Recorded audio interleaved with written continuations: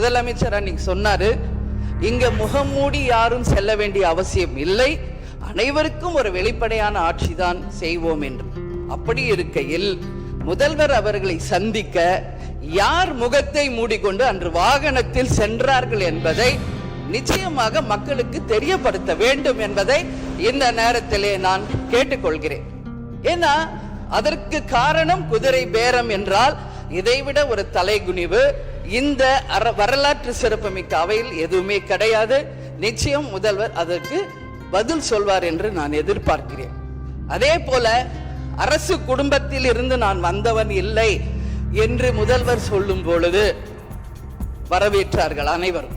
ஆனால் இன்றைக்கு அவருடைய ராஜகுருவாக இருப்பவரை மிஸ்டர் ரத்தன் பண்டிட் என்பவரை அரசியல் சிறப்பு அதிகாரியாக அரசு வேலையில் அமர்த்தியதை ஒட்டுமொத்த தமிழக மக்கள் சார்பாக வன்மையாக இந்த வரலாற்று சிறப்பு மிக்க அவையில் நான் அதை குறிப்பிட கடமைப்பட்டிருக்கிறேன்.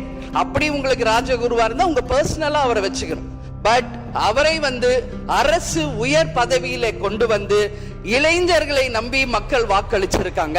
இந்த இளைஞர்களுக்கு நீங்கள் என்ன உதாரணத்தை சொல்கிறீர்கள், என்ன வரலாற்றை நீங்கள் சொல்ல விரும்புகிறீர்கள், வருங்கால இளைஞர்களுக்கும் எதிர்காலத்திற்கும் இதன் மூலம் என்ன மெசேஜ் நீங்க சொல்றீங்க அப்படிங்கறத நிச்சயம் தெளிவுபடுத்தணும்.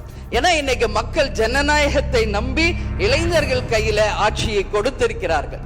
அப்போ வருங்காலம் இளைஞர்களும் வருங்காலத்திற்கும் இந்த அரசு ஒரு முன் உதாரணமா இருக்க வேண்டும் என்பதுதான் என்னுடைய ஒரு கோரிக்கை என்பதை இந்த நேரத்துல நான் ஆணித்தரமாக பதிய வைக்கிறேன். அது மட்டும் கிடையாது, இந்த ஆட்சி மக்களுக்கான ஒரு நேர்மையான ஆட்சியா இருக்கணும்.